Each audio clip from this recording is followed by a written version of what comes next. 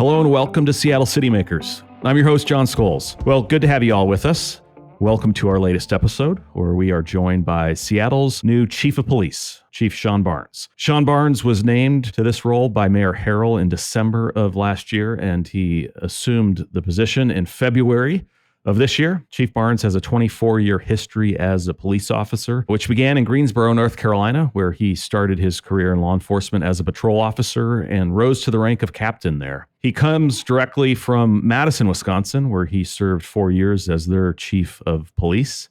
He served as deputy chief of police in Salisbury, North Carolina, and then as director of training and professional development with the Civilian Office of Police Accountability in Chicago. He holds a PhD in leadership studies, Masters of Science in Criminal Justice, and did his undergraduate work at Elizabeth City State University. Chief Barnes and I talk about his first few months on the job here in Seattle, his perspective on public safety and crime in our city and in downtown, his priorities for the department, how he led a dramatic reduction in crime in Madison over the last year and a half or so, the status of police hiring in Seattle, and the culture of our police department. Hope you enjoy my conversation with Seattle's Police Chief, Chief Shon Barnes.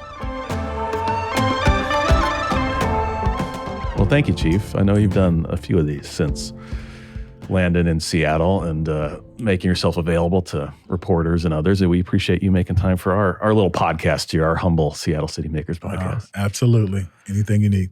So one of those interviews I was watching, our friend Chris Daniels, who was a former guest of Seattle City Makers, we should mention, he was chatting with you about your interest in this role. And you said, I think, to him that the job solicitation, it was like it was written for you. What'd you mean by that? You know, it was written for me because they wanted someone with a deep community, a deep dedication to the community. Yeah. And that's something that I love. They wanted someone who's a problem solver, which is something that I've been a part of for a very long time in policing. They wanted someone who was a strong leader. I have a PhD in leadership, and I really believe that with good, strong leadership, anything is possible. And more importantly, I believe they wanted someone who was humble and would put the agency first. And that's who I am. Like, I'm not here to convince the department what I can do. I'm here to convince the department what they're capable of. And so when I read the solicitation, when I talked to people who were involved with this department, it was nothing but good things. Now, we don't deny the present reality that there are some things that needed to be improved, but none of those things seem terminal. There are things that the department could overcome and move forward. And so our new crime plan is called Seattle-Centric Policing Forward. And it's just really a representation of what I've heard since I've been here in almost 100 days. I remember sitting at this table back in June of last year with Interim Chief Rohr soon after she took over in that capacity. And I remember her saying, we've got a ton of great officers. They just want to know what to do, what we expect of them. They want direction. And now we're sitting here in April. Do you feel like the officers know what the city wants of them? I think that's an ongoing process. I think there are some officers that do and some that don't. And so part of my role and my responsibility in drafting our crime plan and our leadership direction is letting people know not only what you want them to do, but what role they play in your overall plan. We've given them my priorities, our priorities now as an agency, which is crime prevention, community partnerships, employee safety and wellness, retention and recruitment of officers, and then finally continuous improvement, because continuous improvement is the one and only thing that moves departments forward. It is those departments that are continuously looking at processes, continuously looking at what we have and not just so much focus on what we don't have. Those are the departments that get it done. Those are the departments where you go back and you look and you read about them because they've transformed neighborhoods. They transformed different social structures or structures of the community. And that's the type of police department that we're building. And I know data and evidence based policing has been a big part of your background and engaged Everyone nationally. says that, but I've taken Is it some not people, true? I've taken some people to jail too now. I got some instincts now. I just want to say, no, I'm just messing. But yes, you're right. Yeah. And you had some pretty impressive numbers and performance in Madison over the 4 years you were chief. And I've got some of them in front of me, and they've been noted by others who've done interviews with you, but 40% decrease in auto theft, 36% decrease in burglaries, 19% decrease in shots fired, 67% decrease in homicides. And I think when asked, you've credited a lot of those results to community partnerships and community engagement. Yeah. What do you mean by that? I mean, you have to understand that when someone calls 911, they're telling you that there's a symptom of something greater. And I've been involved with police departments. I've tried to teach and lead police departments, not to ignore that aspect of it. You handle the call, but what else is going on there? That's what the data and the analytics will do for you. Understanding how much volume of crime and disorder means that there's something else going on here. And so when we looked at auto thefts in Madison, we saw that after the fourth auto theft within a half a mile radius, 4 turned to 6, and 6 turned to 8, 8 turned to 10, and then they just dropped off, and then they showed up somewhere else. And so given that information, we established what we call our thresholds for a different response. And so 4 cars stolen within a half a mile radius within 10 days was our threshold for doing something different, right? It's a reason people don't go up to beehives and smack them. Because if you smack a beehive once, their response is strategic. It is immediate. Everyone has a role to play. They know exactly what to do. Not all of them will come out. Some of them will stay around the queen. But those that come out, they know exactly what to do. You're bringing me back to a really awful memory now. I was 7. I hit a beehive with a rake. Yeah. I got clobbered. And most people only do it one time. Yeah, no, I haven't done it since. I haven't done it since. The threshold for smacking a beehive is 1. I didn't do it on purpose. I didn't see it. You didn't see it? Yeah, I was doing some yard work. That's even worse, because then you just... Anyway, I don't want to get you off track. I'm always off track, so...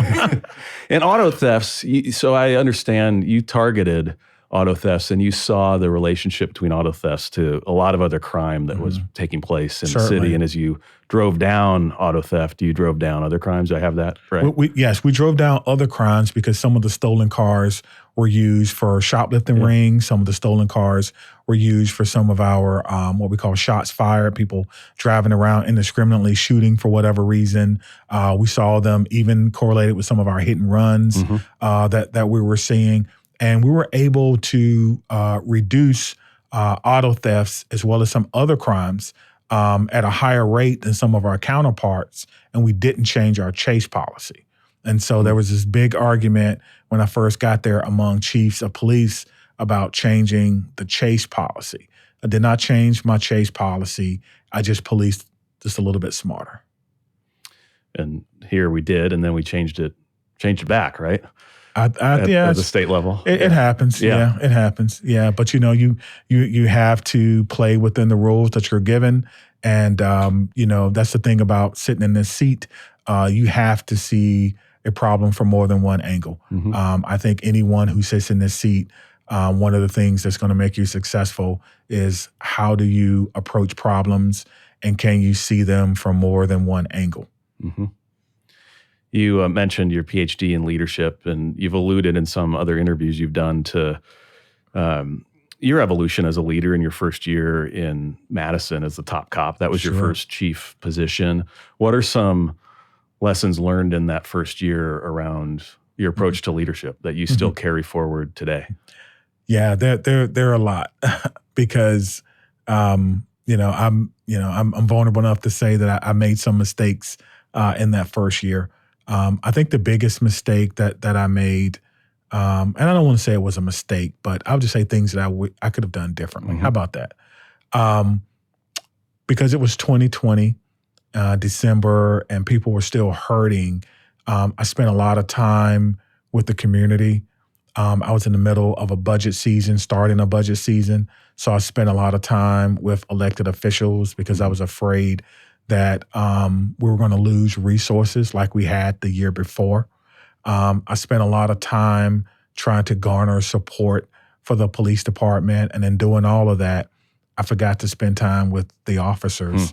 And I did ride-alongs and I went to briefings and I felt like, well, I'm a cop. You know, I got war stories. I've arrested some of the baddest of the baddest. That should be good enough. But I didn't take as much time as I needed to earn their trust. And I did earn their trust, but I probably would have had it sooner had I been more equitable with my time.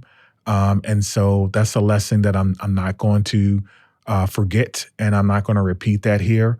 I value and I appreciate the police officers that are here.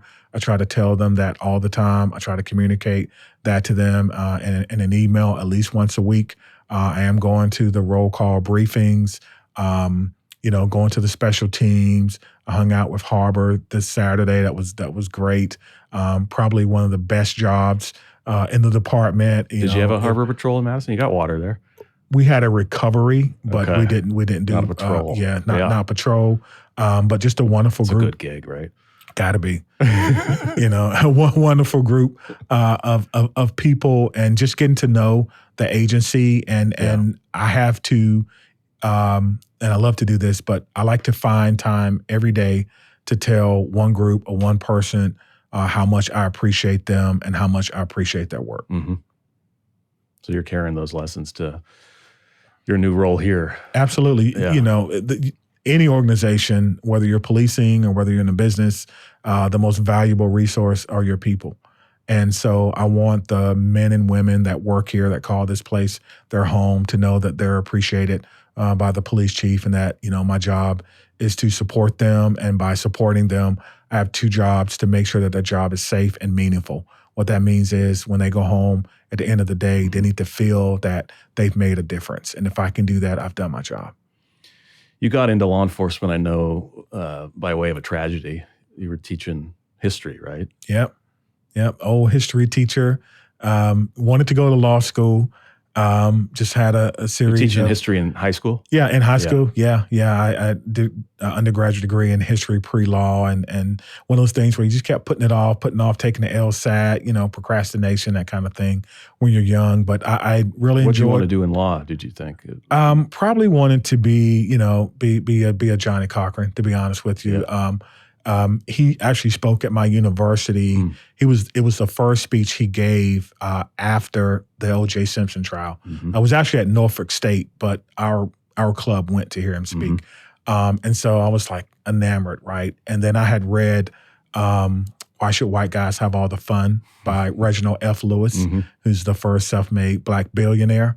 And the book is just about, he was a business lawyer, went to Harvard, from an HBCU, Baltimore. It was just about how you can do anything if you plan and you stick to your plan and you stay faithful to who you are and you're tenacious about it.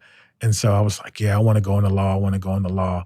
But procrastination, something that I've since overcame, delayed it. I'm still working on it. So if you're listening and you're a young person, don't procrastinate. Yeah. You can do whatever it is you want to do if you come up with a plan, stick to it, hold yourself accountable. So I just had to put that out there really quick. Yeah. But you asked me about being a teacher. Yes, I was a high school history teacher with some really bright students. Was this in North Carolina? Yeah, it was in North Carolina, over on the coast, where I'm from, and near the Atlantic Ocean. And one of my students, one of my most promising students, disappeared one day. I was like, hey, has anyone seen? And they said, you didn't hear? And they told me that he had committed a home invasion that turned into a homicide. I never saw him again. And I sat down, I talked with the SRO. I was like, what happened? And he gave me what he could. Resource officer. School resource officer. And at the end of the conversation, he said, you should be a police officer. He was like, we need more people who think the way you think. Like you're asking about, like, how can we prevent people from committing crime? That's the mentality of a police officer. So I started doing my research because, that's what I do. And I found a book that had a section on community policing. And the example in the book was Greensboro, North Carolina, which was 4 hours inland from where I was, in the middle of the state. And so I applied. They accepted me, and then I packed my stuff up, and I moved from the beach 4 hours inland and started working in Greensboro. And it was an amazing experience for me. They during my time, they certainly lived up to that community policing model. I remember as a young officer, they would make us go to community meetings and sit and participate and talk about what we're doing to keep people safe. And that's kind of in my DNA. Good leaders that are still mentors to me today. And then just a lot of fun. It was a busy time. It was a lot of issues and crime and things of that nature. But we got off work every month. I was a night shifter. Always even as a sergeant, love nights. Would always get off in the morning. We go work out or go run, and we're laughing about how much fun we had. You still remember your first day on patrol? I do. I remember my first day on patrol. First night, I guess. Yeah, my first night on patrol. My first call was a person inside a building, prowler. The alarm had gone off. It was a silent alarm, and I remember doing everything right, parking my car away. Did you have a partner? No, we were solo. So I waited for my partner to get there. We formulated a plan. We go. I see a shadow moving. Hear my heart beating. I look. My heart's beating right now. He has something. He has something in his hand, and I'm like, "We're about to take this guy down." And my partner grabbed my arm and was like, "Dude, it's a broom." That's the night. That's the night janitor. And we just walked up, and he was like, "Oh man, did I forget this alarm again?" It's like, "Yes, you did forget this alarm again." So most police officers have that story once. So they may not admit to it, but having a good veteran officer with you to say, "Slow down. Yeah. What are you seeing? What's going on?" was a great lesson for me. And I love this job. I really do. I wouldn't want to be in that position. Had you thought about being an officer before the tragedy at the school where you were teaching? No, I had not. It had not crossed my mind. I was a Marine. I was a Marine reservist, and most at the drills, that's all people talked about was jobs that were open and things of that nature. And a lot of folks wanted to be cops, but I didn't. I grew up in community housing. Not a lot of people who grow up in community housing that says, "Hey, I want to be a chief of police." When I grew up, they go, "I want to stay as far away from these people who have come to our neighborhoods to do nothing but take away people that we know. I want to stay as far away from them as possible." You made this pivot from wanting to emulate a hotshot defense attorney. I really did. Yeah. But the law. But you do what you are, and my parents were God-fearing, Christian people. When we moved, my dad opened up a business and did fairly well. We live next to our church, so we're always there. So I was raised by people with a very high sense of morality and service and being kind. I know you're very connected, obviously, to the business community. I want to be very clear that small businesses are the heartbeat of America. Small businesses like my father's business with a couple of tow trucks that would do wrecker by rotation. So I saw cops all the time, right? So I just never thought of it. Is he towing parking violators? No, he did not. Only wrecked cars from accidents. He was on the rotation list, certified to be on the rotation list for State Highway Patrol. And then if they needed body work or mechanic work, we could fix it and file the insurance and things of that nature. Not a huge operation, a couple of employees, probably could have done more, but my dad was very happy with what he did. And I shared the story probably before, you probably will hear it somewhere, but when I was old enough, I argued with my dad about his prices. And I said, "Dad, you're not charging enough. Like, your prices aren't high enough." And he was like, "Well, the people in this community, they can't sustain those prices. I said, well, then that's their fault. and he was like, no, you're not supposed to charge people more just because you can. He says businesses exist to provide a service to the community. They're not money-making machines. So my dad told me when I was a young man, put me in my place, because he's right. And so our businesses who are providing a service to the community where you can walk and shop and eat, we owe them. And I owe them protection. I owe them safe streets. I owe them a lack of disorder. And we can do that if we work together, I think, as a team, as a group, and we all put our priorities in the right place. Yeah, I think that's music to the ears of a lot of small businesses in our city that have been through a lot these last several years, and I'm sure still trying to recover. Yeah, I'm sure you've heard lots of it, but I think many of them feel that a lot of the challenges that traditionally the public safety system was dealing with were sort of thrown at them over those COVID years, but in a better spot today. But I think a lot of people will appreciate what you just said there. What do you make of Seattle's public safety crime ecosystem challenges? Is there a through thread like there was in Madison around auto thefts that you see a lot of other crimes connected to, or are you still in sort of an investigative phase as you think about what drives crime here? Well, I think one of the biggest drivers of crime and disorder is the drug market. Did you deal with fentanyl in Madison? Is it not to this level? Yeah. We did have, obviously, like most cities, we were dealing with it. But one of the things that we started was a program called the Madison Area Recovery Initiative, or the MARI program. That program has been peer reviewed several times and shown to be effective, a promise. And so essentially, when we arrest someone for either possession or distributing, as long as they're not selling our narcotics, they have the option to go through a treatment program, and their cases is dismissed. And for those persons who go through the treatment program, we're not seeing the recidivism that we normally see when we just arrest people, take them to jail, and then let it go. And so it really is a great program for restorative justice, a great program for diversion. But you asking me what drives crime, it's usually some type of market. It's usually drugs. And if it's not drugs, it could be stolen property, it could be stolen cars. But even those who sell drugs, we have to get a handle on that as well, and how they're bringing drugs, not only just street level, but also out in the communities away from downtown. Because what happens is there's a competition for resources, and because there's a competition for resources, you're going to see violence with that. So we're definitely looking at that. I think we do have some group violence here. I'm not really quick to say gangs, but why not? Because what difference does it make? Yeah. No matter what you call it. And when I say gangs, like a clear hierarchy where people are kicking up money and information and then decision makings come down, you usually don't see that. What you usually that kind see, of organization. Yeah, you don't. You usually see like a couple of cliques. We're groups.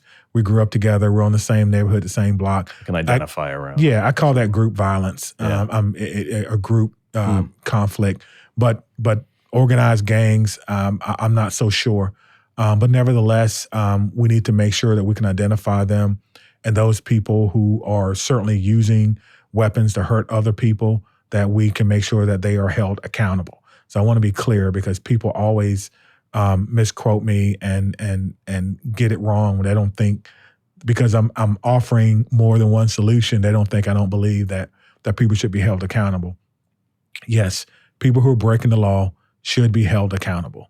But if in holding them accountable, we make it worse, because now they come out of jail or prisons and they're more educated, or now they don't get the treatment that they need, or they still are addicted to a substance, we're not really doing them a disservice. We're just delaying the inevitable. And so I'm suggesting that we hold everyone accountable to the fullest extent of whatever is causing their criminality, so we don't have to deal with the same people over and over and over again.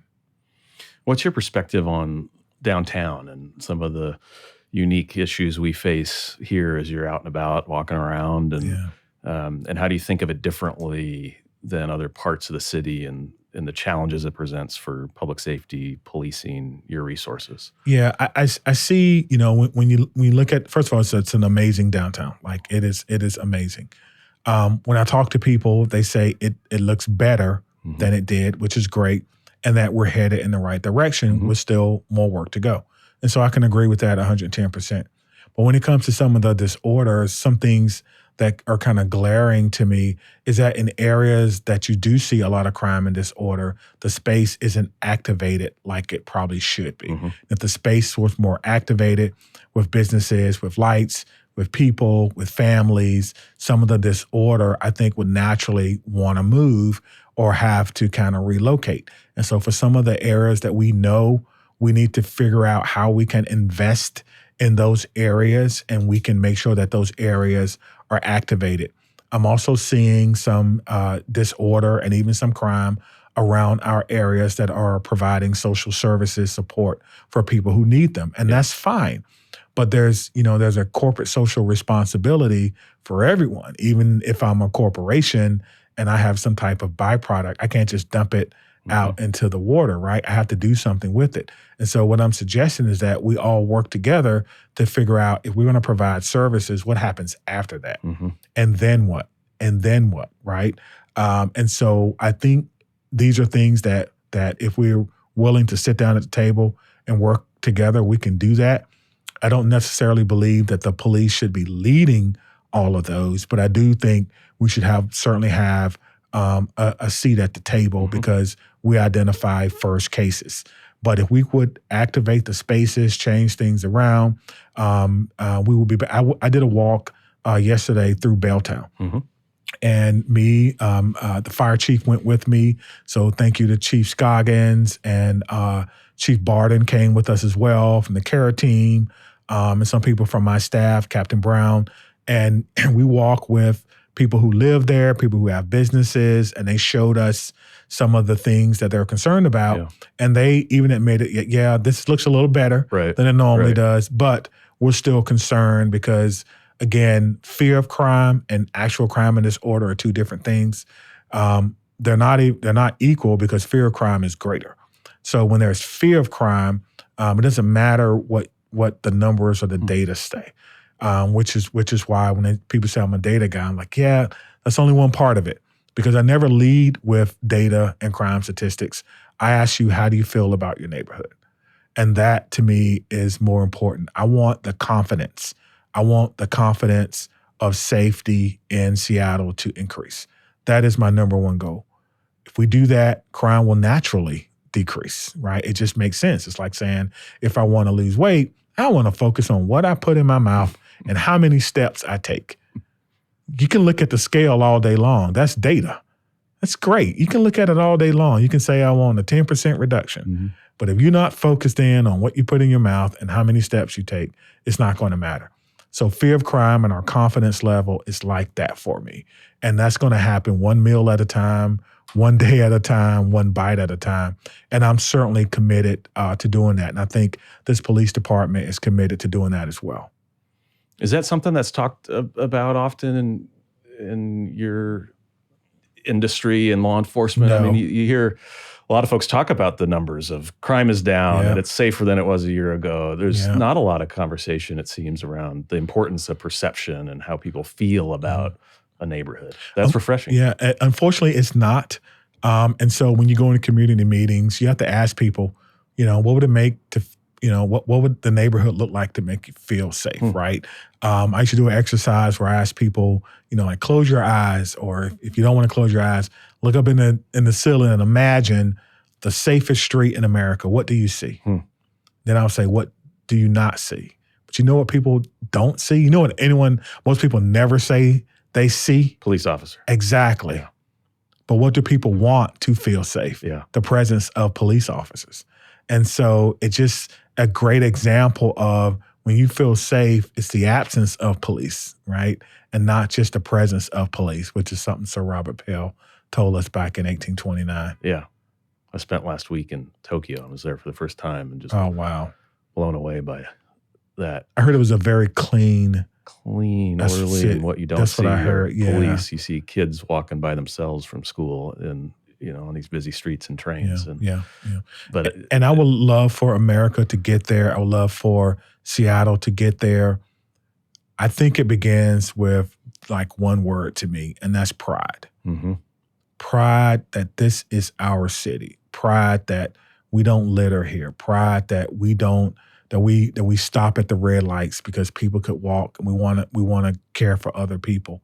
And I just believe, and I don't want to get on this soapbox, but pride and a selflessness is important. I've designed my challenge coin. It's not here yet, but I'll make sure you get one. But on my challenge coin, I just have one word: selfless public service, right? Mm-hmm. That's what's on the back of it. Because to me, that's the key.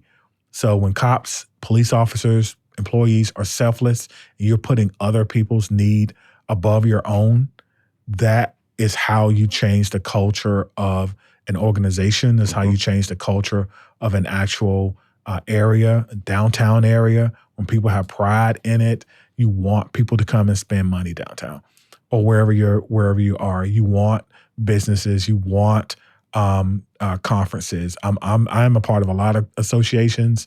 I will have a conference in Seattle.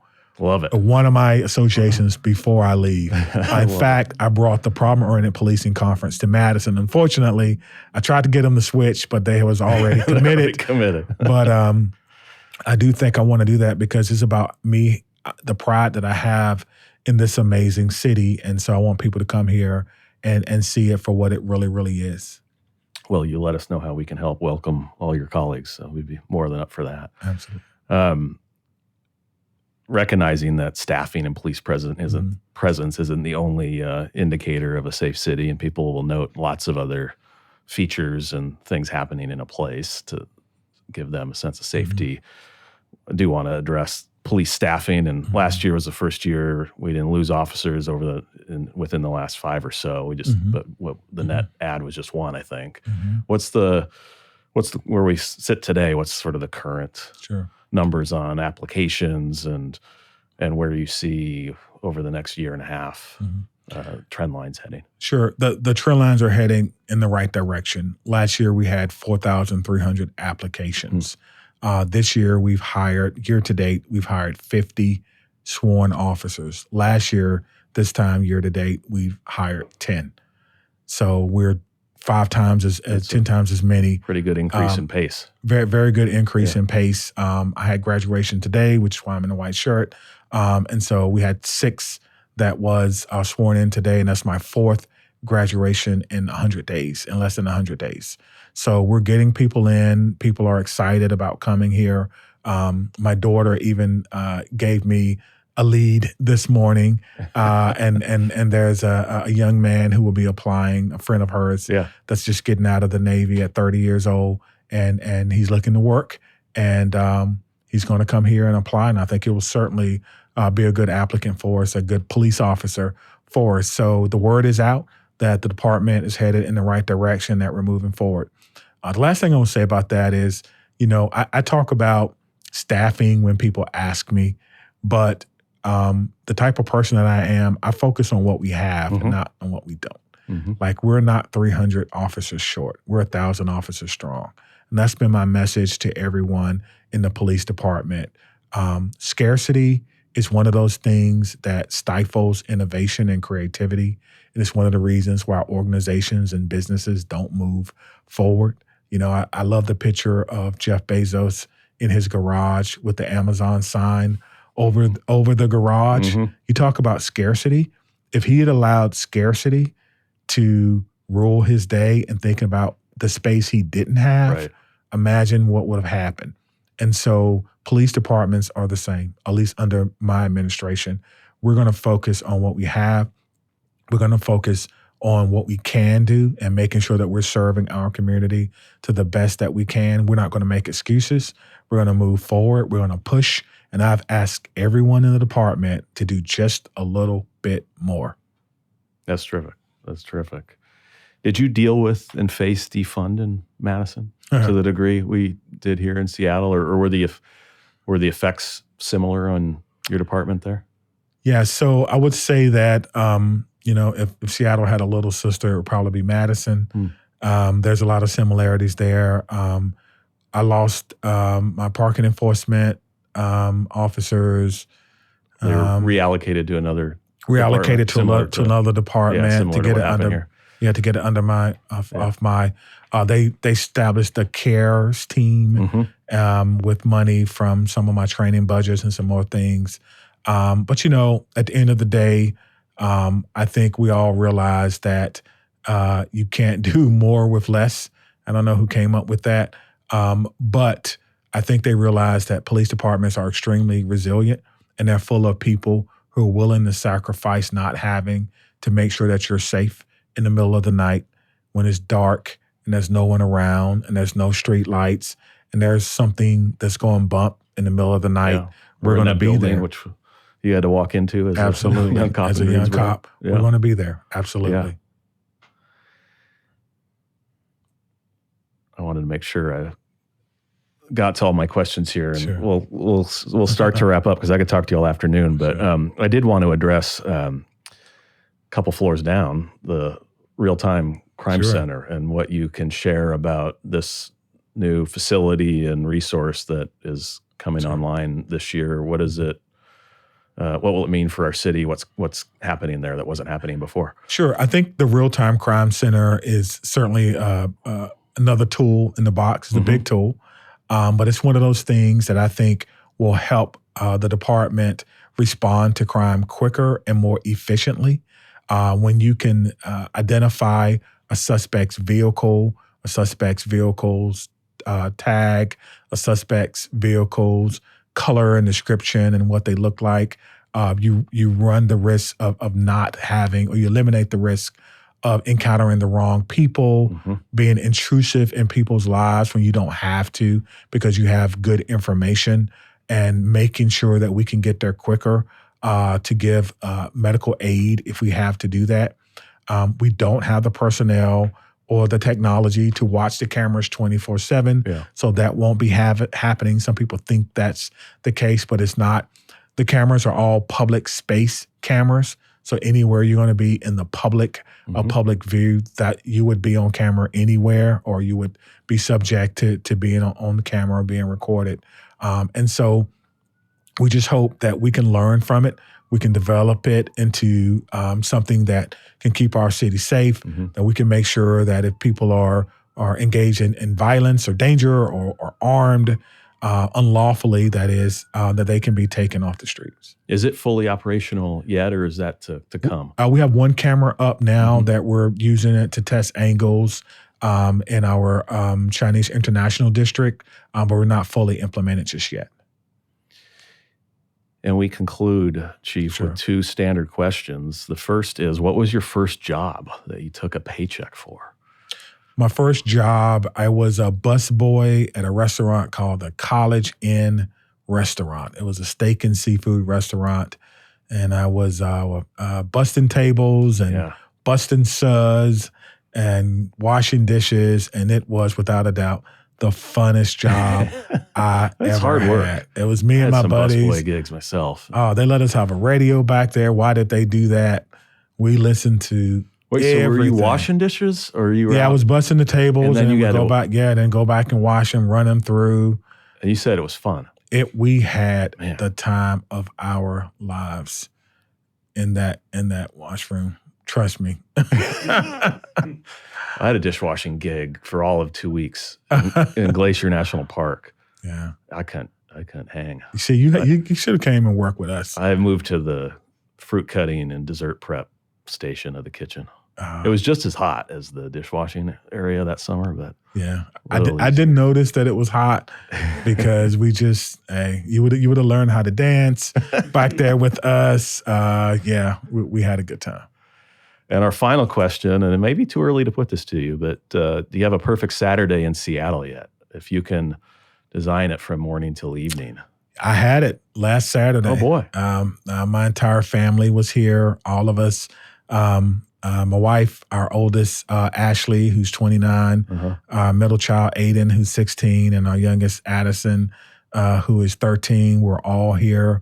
We got up. We did everything. We did Space Needle. We did the aquarium. We did the inside carousel. We did the Ferris wheel. We went to the movies. We ate 3 times. We had ice cream 4 times. I was so tired at the end of the day, but it was like one of the best. That was my perfect Saturday. The weather was good. That sounds all right. We had an amazing time. That sounds pretty good. Yes. Your family had to be pleased with your cruise directing there. You got them all into all the sites. They were definitely pleased. And my oldest daughter sent me a text this afternoon. It's like, I just didn't realize how much I really needed family time. I love you all. I love spending time with y'all. And she was like, I'm so proud of you, Dad. And it's like, she's trying to get me. She's not going to, God, just won't be any tears. Have my sunglasses on. Where's she living?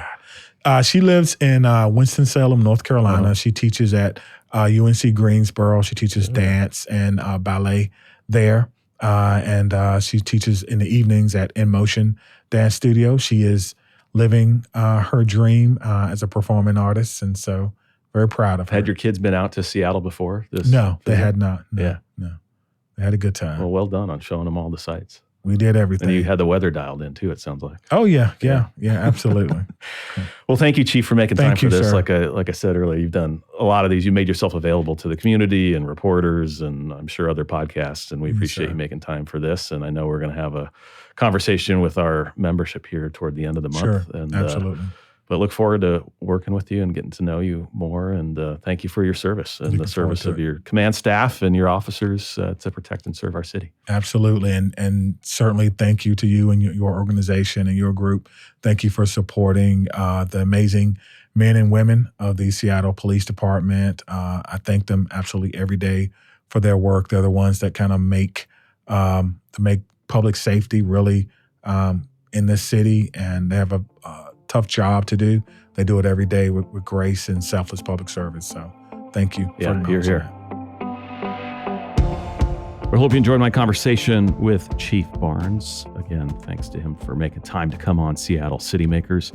Appreciate all he's doing and his leadership in our city and of our great department, and look forward to continuing to work with him and his team to make town safe and healthy and welcoming for everybody. Well, I want to close out with a recommendation of a few things to check out in downtown Seattle, as we do each and every episode. And since it's spring, it's market season, I've got 2 markets for you. One is the SoDo Flea Market, which takes place, you guessed it, in SoDo, the second Saturday of every month. It's a free monthly market down at 2401 Utah Avenue South that features over 60 vendors selling antiques and clothing and handmade goods and more. It's family friendly and it's pet friendly. So go check out the SoDo Flea Market. Again, the second Saturday of every month. And then the other is the Seattle Waterfront Marketplace, which is open Friday, Saturday, and Sunday, noon to 5 on, you guessed it as well, Seattle's waterfront. It's right there on the front porch of the beautiful new park that's almost all done, right on Alaskan Way. And they have 50 plus vendors and artists it's an indoor marketplace, but it sort of opens up to the street there. And go check it out, Seattle Waterfront Marketplace and the SoDo Flea Market. Well, thanks everybody for joining us on this episode of Seattle City Makers, presented by the Downtown Seattle Association with support from James Cito and production by Thread Theory.